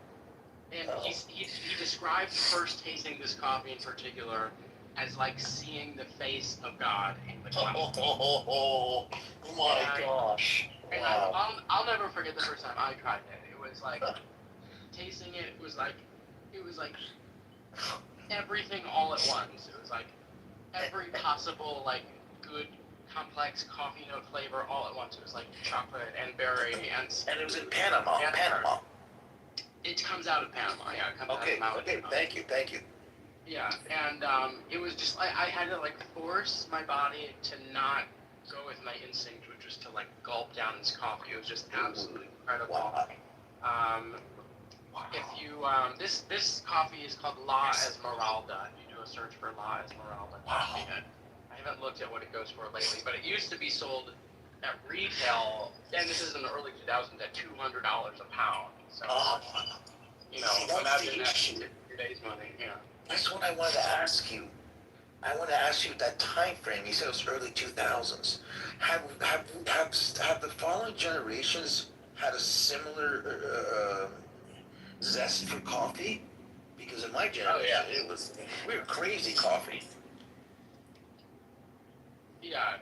There's a lot of young people who, you know, they enjoy wine. They enjoy coffee like people enjoy wine. Yeah. Oh, they enjoy wine also? Well, I just mean in the sense that very into the origin of wine. They enjoy wine also? Oh, really?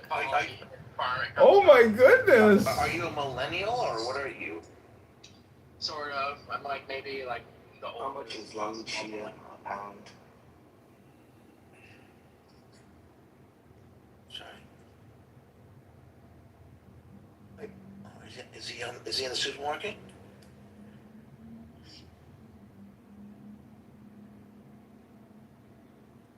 Joe, are you in the supermarket?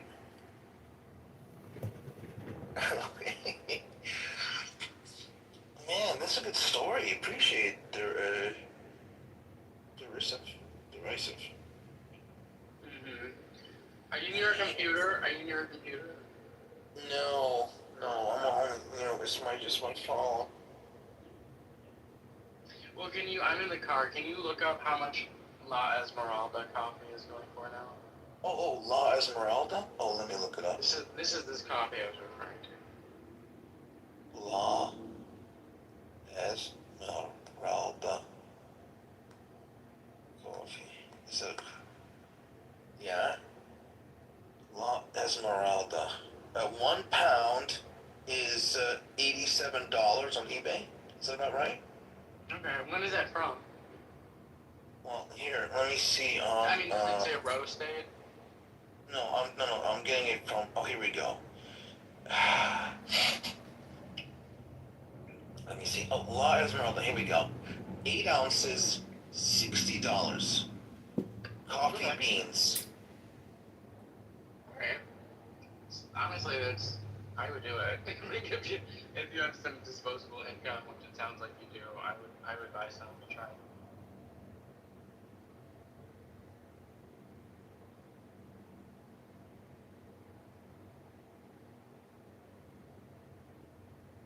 As long as it's like a recent roast date.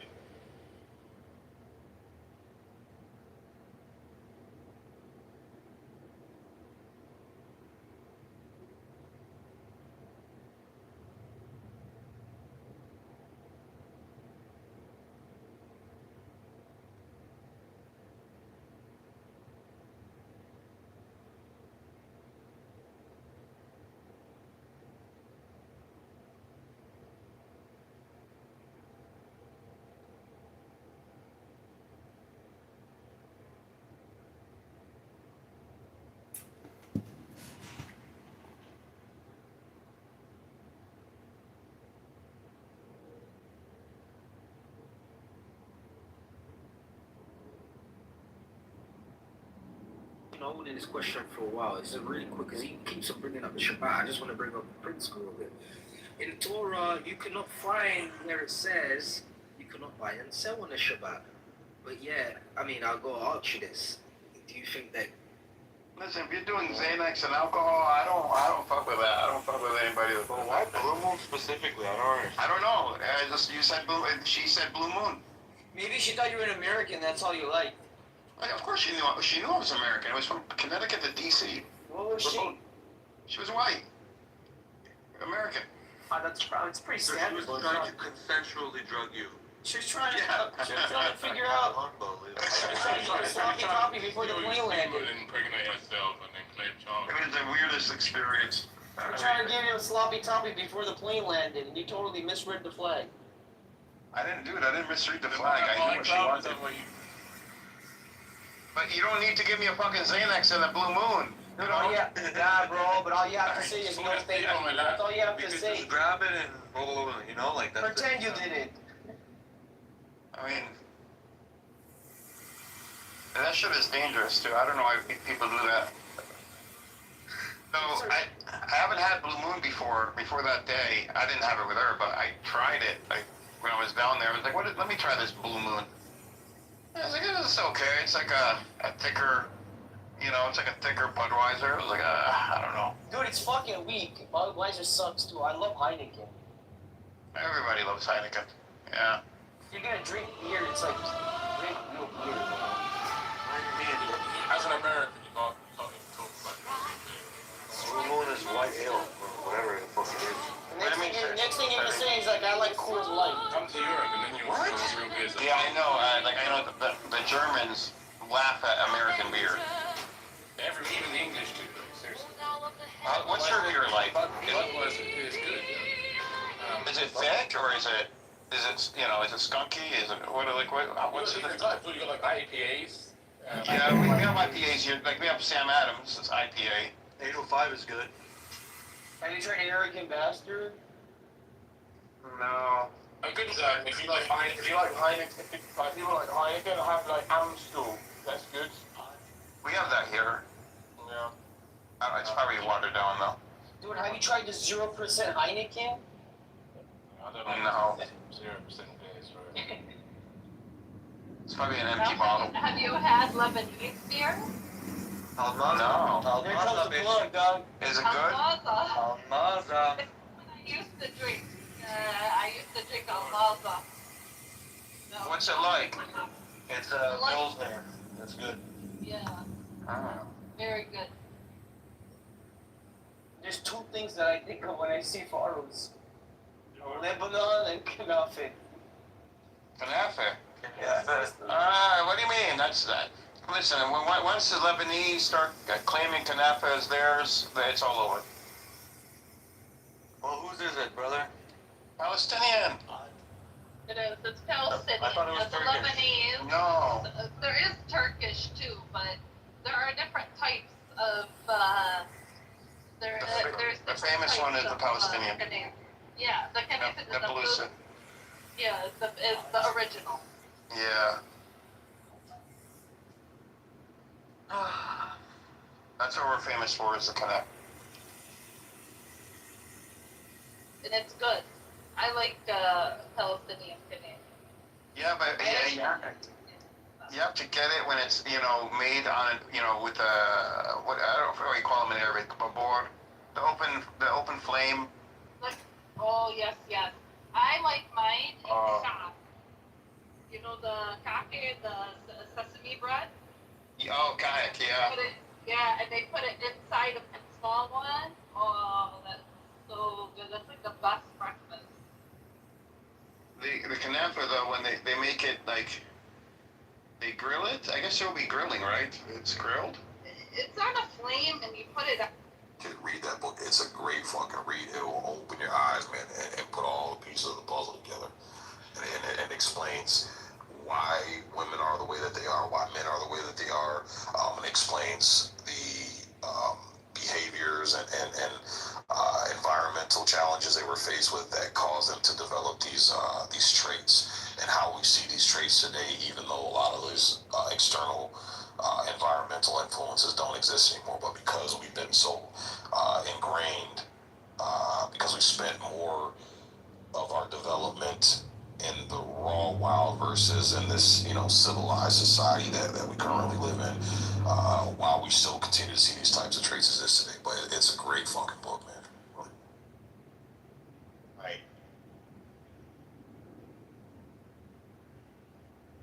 What's going on, Dylan? Welcome, bro. What's going on, Alan? Hello, hello. Greetings. So we don't have like an angry woman who's like just like disagreeing and arguing.